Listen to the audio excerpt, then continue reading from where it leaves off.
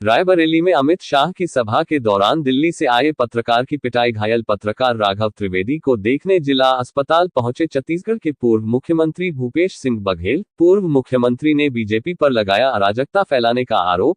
पत्रकार ने भाजपाइयों पर पिटाई का लगाया आरोप। पत्रकार को जिला अस्पताल की इमरजेंसी में कराया गया भर्ती। मोलिटिक्स नाम के यूट्यूब चैनल का पत्रकार है राघव त्रिवेदी। पत्रकार के कैमरामैन संजीत साहनी ने पुलिस को दिया तहरीर। फोन पर हमारे साथ रायबरेली ब्यूरो शशिधर त्रिपाठी जुड़ गए हैं। शशिधर जी, क्या है पूरा मामला और ऐसा क्या हुआ जिससे पत्रकार की पिटाई हो गई? जी बताना चाहूँगा। आज यूपी के रायबरेली में अमित शाह की जनसभा थी, जिसमें दिल्ली से आए हुए यूट्यूब चैनल के पत्रकार राघव त्रिवेदी कवरेज करने आए थे।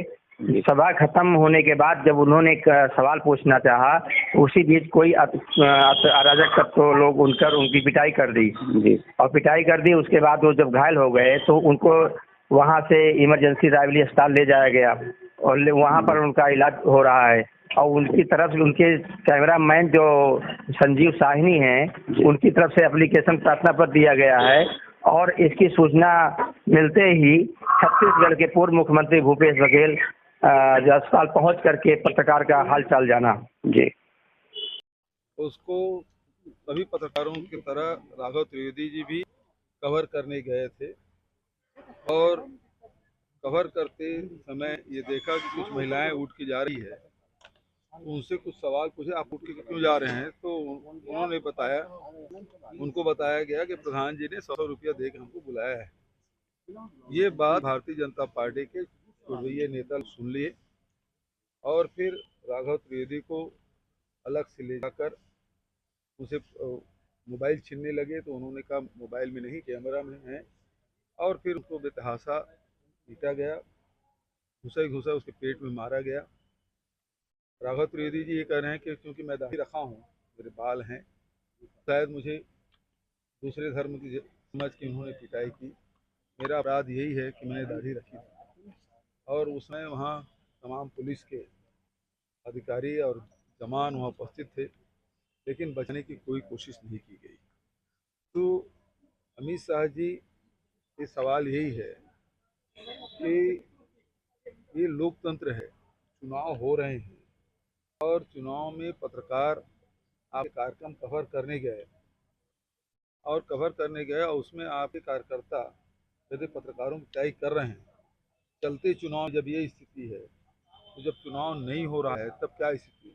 वैसे भी आप कार्यकाल में बहुत सारे पत्रकारों की जाने की, परिवार तबाह हुआ है और मीडिया सवाल करे तो उसके लिए संदेश है कि यदि आप सवाल करेंगे फिर राघव त्रिवेदी जैसे आपके साथ व्यवहार किया जाएगा और हॉस्पिटल पहुंचेंगे। आप सवाल का जिक्र कर रहे हैं। अमित शाह जी ने आज रायबरेली में राहुल गांधी व गांधी परिवार से 5 सवाल पूछ लिए, जिनमें प्रमुख ये देखा गया है कि वो सुनो भाई, सुनो चीजें, पत्रकारों पे लगातार हमले हो रहे हैं। एक चीज बताओ, एक मिनट, सत्ता में कौन है?